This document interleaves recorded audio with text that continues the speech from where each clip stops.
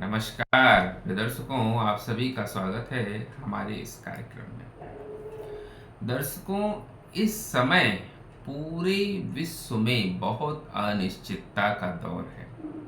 आज हम इसी विषय पर चर्चा करते हैं कि पूरे विश्व में इतनी ज़्यादा अनिश्चितता क्यों व्याप्त है। लोग इस समय पैनिक मोड में हैं, डरे हुए हैं, सहमे हुए हैं। हर आदमी अपने फ्यूचर को सिक्योर करने के लिए परेशान है।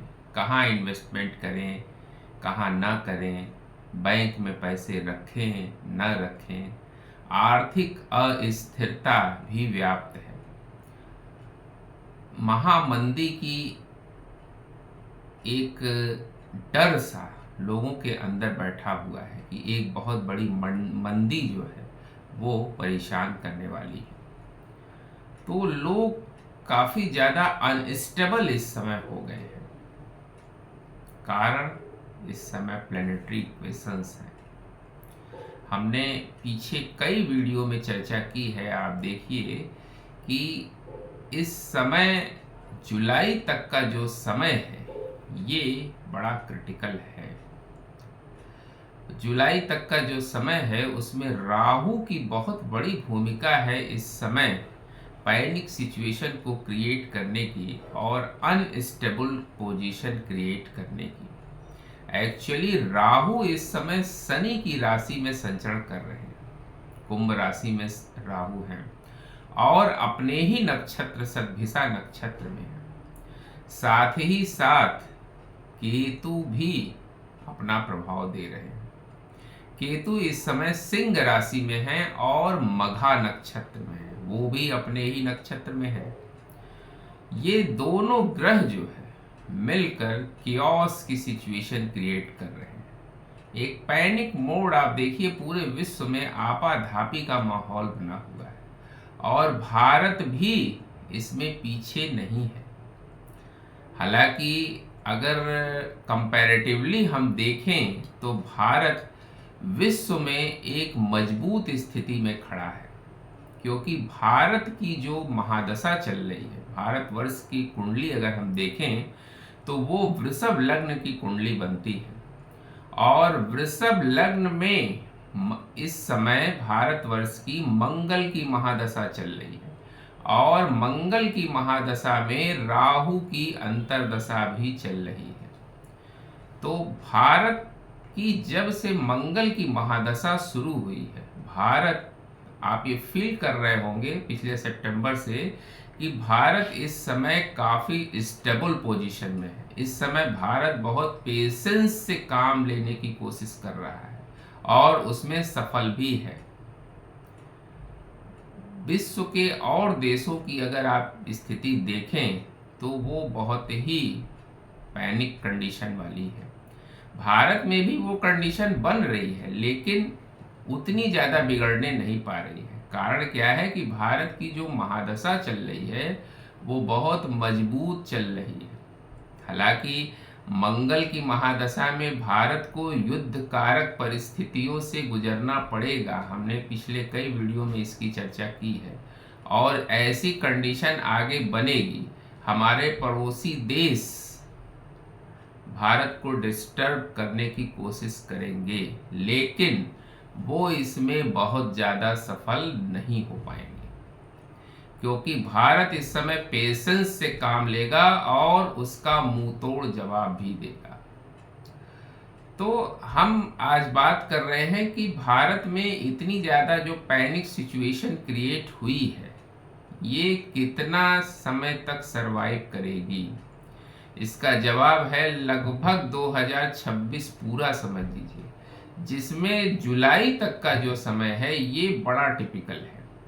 हालांकि आगे जाके गुरु का राशि परिवर्तन अभी होने वाला है 2 जून को, लेकिन गुरु तुरंत ही अपना प्रभाव बहुत नहीं दे पाएंगे, उससे भी कंट्राडिक्शन क्रिएट होगी। इस पर हम डिटेल में बात करेंगे। तो इस समय जो सिचुएशन ये बनी हुई है ये कुछ समय के लिए है जिसकी वजह से ये परेशानियां हैं।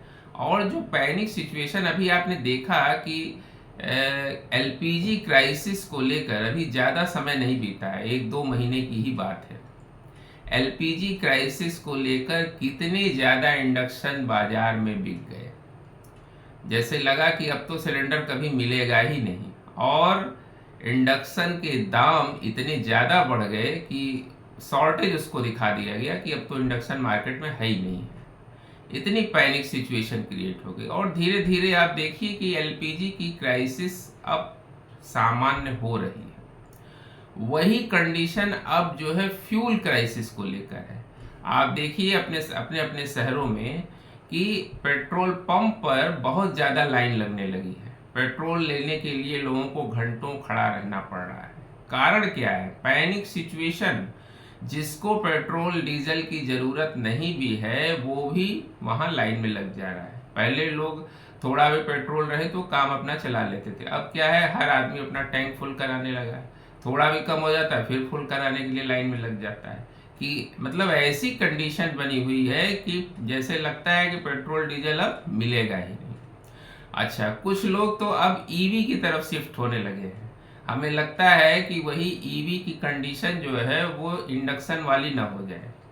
अब ईवी की तरफ लोग धीरे धीरे शिफ्ट हो रहे हैं। खैर, ईवी अच्छी बात है, लेकिन पैनिक होकर ईवी ना ले। इलेक्ट्रिक व्हीकल की तरफ लोग सबसे ज़्यादा इस समय शिफ्ट हो रहे हैं कि पेट्रोल डीजल से तो अच्छा है ये लाइन में लगने से। तो ये बार बार जो पैनिक सिचुएशन क्रिएट हो रही है, इसके पीछे राहु और केतु की महत्वपूर्ण भूमिका है। लोग इस समय काफ़ी सशंकित हैं कि इन्वेस्टमेंट कहाँ करें। अक्सर लोग जो है कंसल्टेशन में पूछते हैं या कमेंट सेक्शन में पूछते हैं कि हम इन्वेस्टमेंट कहाँ करें, सोने में करें, चांदी में करें, प्रॉपर्टी में करें, कहाँ करें।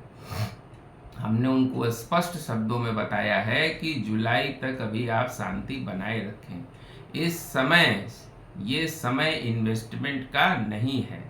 इस समय आप स्टेबल होने की कोशिश करें, क्योंकि ये इन्वेस्टमेंट में इस समय आपका नुकसान हो सकता है। ये समय अभी बहुत ज़्यादा पॉजिटिव नहीं दिखाई दे रहा है। आगे जाके ग्रहों की परिस्थितियां बदलेंगी।